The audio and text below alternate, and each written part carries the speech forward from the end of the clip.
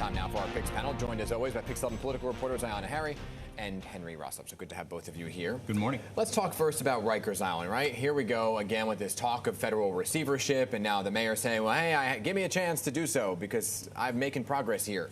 It doesn't sound, though, that the U.S. attorney for the Southern District wants that all to take place. He wants to have this federal receivership taken over.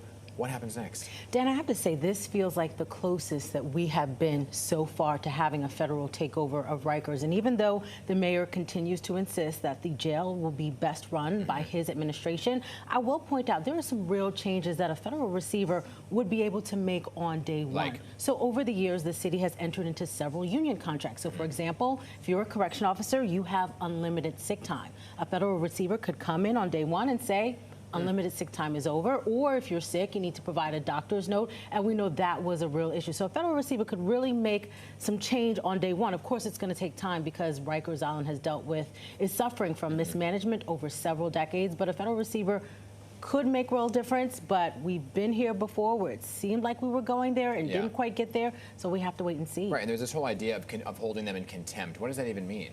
Well, that would be if you lay down the law, a receiver lays down the law, and then you still have people repeatedly calling in sick, or you have people ignoring safety and training protocols. It basically, a federal receiver, I like to think of it like this, they bring a bigger stick, basically, than the mayor can do under standard collective bargaining agreement. I think that's the best way for New Yorkers to think about it. Now, will it happen? That's still subject to a series of court hearings, so we're not there yet, but as Ayana correctly said, it's as close as it's ever been. Yeah, but wouldn't the mayor actually want to welcome the federal receivership for the main fact that while he may say, well, it's an insult to me, it could free up his time to focus on the other big issues that are plaguing the city? But I think the mayor is concerned about the perception that he might not be able to handle Rikers, and therefore a federal receiver had to be brought in. So the mayor is thinking about, even though it may seem far off, he's got a re-election campaign, it appears, coming up in a few years. And the mayor's whole argument has been, I know how to govern a city. I was given a city that was out of order. I'm bringing it back in order. And so that would not bode well for him if there was a federal takeover. I understand that optic, right? But then there's other big issue that he could be focusing on, which he is, and that's the migrant crisis. But there's this whole idea now, right, that city will now be imposing this 60-day limit on those who are in the shelter system. Once they're out, though, because he's saying you got to move on, where do they go? You were there for the announcement. They could end up on the street. And the mayor conceded as much, although he said that is not the plan. He said they're going to redouble these intense efforts to try and link up migrants, specifically adult migrants, which we know for a fact is mostly adult men, but any adult migrants, to find family, to find friends, to find a job, whether or not they have work papers, that's a whole different conversation. And bear in mind, 90,000 migrants have come to the city, and the city's caring for 54,000. So roughly 36,000 have found other accommodations. What the city is asking, in theory, is not something that tens of thousands of migrants have not already done. The mayor says he's just out of options at this point. He doesn't want to increase street homelessness, but he says this is where the rubber meets the road. This is where you might actually see the impact.